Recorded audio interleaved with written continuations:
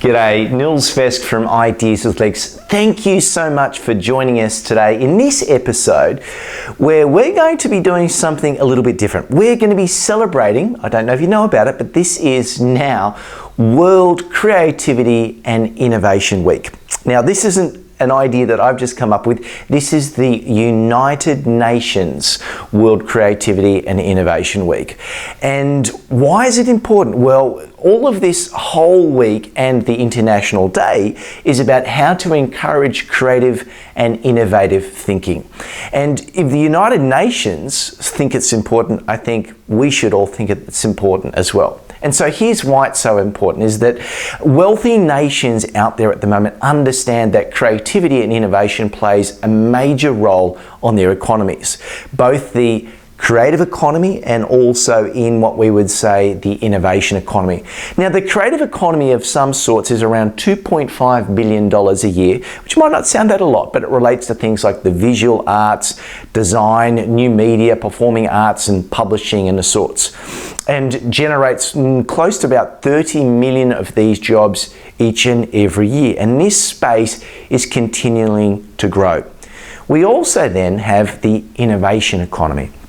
The innovation economy is something that we see in every major organization that's winning in the world of business that you can imagine. And those are tech industries. So, for example, we have the Googles of the world, the Facebooks, everything like that. There is innovation in everything that they do, and all about how can they harness the potential of their thinking using innovation. So what that means is that innovation is extremely important, not only to us as individuals, as either knowledge workers or members of the community or business owners or people working in an organization, it's also what we can do to society. Now, the UN, I think, have used the words around that innovation, creativity, and also entrepreneurship is one of the key catalysts for providing momentum to economic growth, for job creation, expanding opportunities, not just for people who are working, but also for everyone. That means children, it means mothers, it means women, it means trying to provide solutions for big issues such as poverty and hunger. Innovation and creative thinking is one of the ways that we can help to do that. And when I talk about innovation and creativity, I think about two ways that it can help us out. One is it can help us to solve existing problems that exist right here, right now. And also it can help us to prevent any future problems that might be arising in the future. And most importantly, it makes the world a safer world for everyone, making it more equitable and more fair for everyone else to have an opportunity to have a decent life. And I think we can all agree that that's something that's a very noble cause that we should all put our hands up for. So hopefully by now you really do and have bought into that concept that innovation and creative thinking is important. And so what I thought would be really cool today was I know it's International Creativity and Innovation Week, but I wanted to share with you some Australian inventions, some Australian creative thinking and some Australian innovative thinking. Why? Because for many of our viewers who are based down under here in Australia, we often think, we're not very innovative here in Australia. And then for our Northern Hemisphere friends, we often go, those dumb Australians have no idea about innovation. They don't always say that, but I wanted to share with you some of my favorite kind of cool inventions that have happened over the past in Australia. So let's get stuck into them. And the first one I want to talk to you about is called the black box. Ironically though, it's not painted black, but back in the 1950s, Dr. David Warren was looking at ways of improving flight safety. He was investigating, I think it was an aeroplane by the name of the Comet, an Australian plane that just kept crashing, and I thought, why is this happening? And tragically also for Dr. Warren, his father had died in an accident way back in the 1930s in an aeroplane accident, and I think that sort of prompted him to look at ways of making flight safety more accessible to everyone. And so he invented the black box recorder. Now, nowadays they are all orange, bright orange, so that it can be recovered easily. And what they do is they record the last few minutes of a conversation between pilots and in the cabin, so that when an accident happens, unfortunately the plane's probably going to be lost, they can come back, investigators can come back and look at what were those last few things in the lead up to that accident that might help them come up with a solution to solve it. So, the black box. Another one, beautiful invention by an Australian of the year, Dr. Fiona Wood, heads up the burns unit, I think in West Australia. Now, she was responsible for saving so many lives after the horrible Bali bombing many years ago. And in 1999, she invented the concept of something called spray on skin.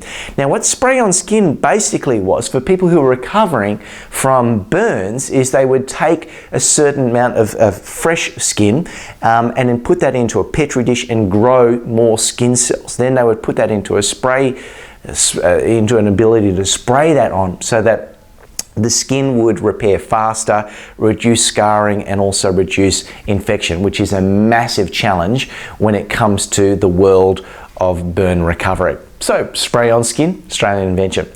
Here's another one. Now, this is going way back, and it was the first pacemaker ever invented. That's to help regulate the heart. And it was two Australians, I think it was way back in the 1920s, Dr. Mark Lidwell, and I think it was a physicist by the name of Edgar Booth. And what they did was they started to experiment with how could you manage the electrical impulses that were happening in a heart. And I think the first invention they had was an electric charge connected to a needle, and they saved the life of a baby, a female little baby, by injecting that needle into the heart, and for about 5 or 7 minutes stimulating that heart using that electrical impulse. And the child recovered, and the child was still alive, or was alive because of that. Pacemakers owe all of their existence to those classic Australian inventors. All right, another one. This is a little bit contentious, but it's called Google Maps. Now, Google Maps, back in, I think it was the 2000s, early 2000s, maybe, there were two Danish brothers by the name of Lars and Jens Rasmussen, and they were probably out watching the Sydney Olympics at the time, but they had an idea looking around how they could do better mapping, and they teamed up with two Australians. Here's the Australian connection, Stephen Ma and Neil Gordon, and together they founded a business called Where To Technologies. 3 years later, in 2003, Google bought them up, and they continued to work, the four of them, on developing what is now known as Google Maps. Another invention and birthplace, Australia. Another one around, this I think came out in 1988, a while back there, but it was around cold hard cash. Now, you might not have known, or you might know, depending on what part of the world you live in, counterfeiting is always a big issue. People take dollar notes and they photocopy them, they try and make them out. And the Australians from the Reserve Bank and the CSIRO teamed up together to invent plastic, or what we call polymer banknotes. So it makes them more or less absolutely impossible to counterfeit, and they last 10 times longer than traditional paper notes. So if you're looking at the notes in your wallet or your purse, most likely to have come from an original invention way back in Australia in 1988. Okay, next thing that we have was the Bionic Ear. Now, hearing aids have been around for quite a while, but it's all thanks to a Professor Graham Clark, who in 1978 created the first cochlear implant. Cochlear has been a client of mine in the past, and I'm just amazed at some of the innovation that they continue to do still to this day on making hearing aids and implants better and better each time. So the Bionic Ear, Australian invention. Another interesting one was the first ever electric drill. Now, this started a long time ago. The first patent ever created, I think, was, back in 1889 by an Arthur Arnott and a guy, I love this guy's name, William Brain. And they invented an electric drill to be working on coal and rock, because in mining, for those of you who might know that if you've got naked flames and sparks, with the gases that are out there. So they wanted to look at somehow creating a way of doing mechanical work without having sort of live flames and that type of stuff there. Yep, sure, it took a while to come up with the handheld drill, but the first origin, the first invention, good Australian invention. Another one, maybe not so important to everyone out there, unless you're a sailor, which is why I'm wearing my sailing shirt today. It was the winged keel that was done by the naval architect, naval designer, Ben Lexon, way back in 1983. It was the design that they used on the yacht Australia 2, which won the America's Cup. The first time off the Americans had owned that trophy for almost hundreds and hundreds of years, and it changed the world of yachting in many different ways by having a winged keel rather than a single foil or single rudder down the center there. Another one, I'm guarantee you will use this one every day, Wi-Fi. In 1992, it was John O'Sullivan and the CSIRO who developed this, being countless number of patents that they developed in the 90s following on from that. Technology that's world-saving, done so much for the ability for hands-free communication and being able to communicate with our devices. Wi-Fi. Another one.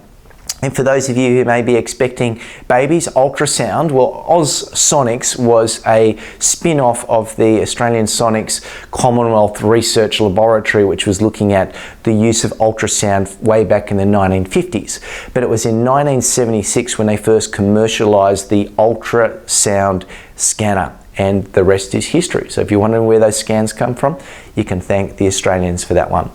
Another one is coming back to vehicles, planes and air traffic. I think actually might have been today or yesterday, somewhere around this week was I think the celebration of Qantas's birthday. Qantas is one of the world's, I guess you say, most traditional airlines. It's been around for a long, long time, also known as the safest airline in the world.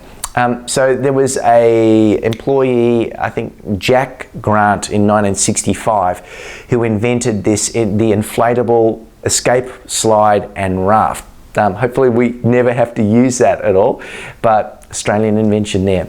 Another one, for those who've been worried about cervical cancer, the world's first anti-cancer vaccine was developed by two people in Australia in 2006. For cervical cancer by Professor Ian Fraser and I think it was Dr. Jian Zhou. And yep, so that led to two different anti-vaccine drugs being done for that type of stuff. It works for probably about 3/4 of different types of cancers around the cervix. Very valuable stuff. So I hope that's been a little bit more informative for you around some innovations and inventions that have happened in Australia just to help keep that to mind. So you might be thinking, oh, that's great. Professional inventors, scientists, researchers. But here's the thing is that we can all be innovative and we all have latent creative and innovation skills. Yes, you do. So you're thinking, really? Well, remember when you were a kid, or if you've got kids, just see how they operate. And if you were to look around, what you'd notice is that they, first of all, are very curious creatures. They ask questions. Why this? Why that? Well, not only do they ask questions, but they experiment or learn by doing.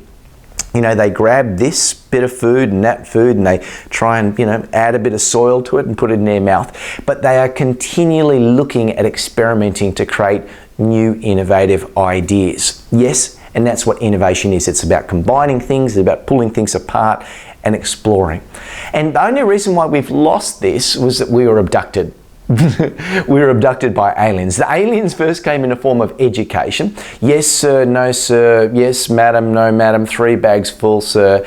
We were taught to be thinking black and white. And I know education has changed a lot, but still, as we get older and we progress through from primary education, early adult, early childhood education into high school, secondary education, and into tertiary education, there is a definite more rigidity in what we're allowed to do and conformity rather than creativity. And that's what stifles so much of our innovative thinking. Then, after education, We've got the institutions and the organizations that we work with. Again, it's about conformity rather than creativity. And yes, I get that we have to reduce risk and we have to make sure we don't make mistakes, but more often than not, we have lost or we have suppressed all of that creative and innovative thinking, not only for ourselves, but the people around us. So how can we do that? How can we bring back creative and innovative thinking? Simply put, first one would be to ask more questions. The power of your questions often determines the power of the solutions that you create. If you're not getting great ideas, it's probably because you're not asking the right type of questions. So get better at asking questions. Ask questions as to why this, why that, why is it important for someone, why do we want to solve it, why is it not working at the moment, what would be a better solution, what would be something that would not just be good for now but be better for 10, 20 years down the line. Asking those questions will do it. The second thing that we can do is get really good at experimenting.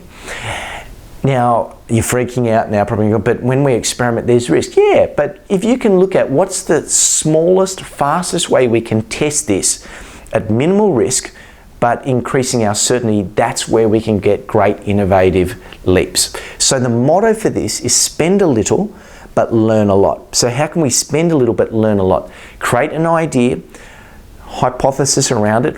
If we do this, we think this will happen.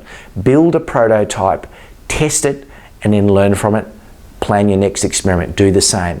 Plan, predict, experiment, evaluate, and then on and on and on. That's one of the simple ways that we can get better at innovating. So you might be thinking, oh yeah, but our organization is fantastic innovation. For most organizations out there, we're not the best. We've got, if we were to rename the organizational chart, we've got I would probably call them the CIK, the Chief Idea Killer up the top. Used to be the CEO.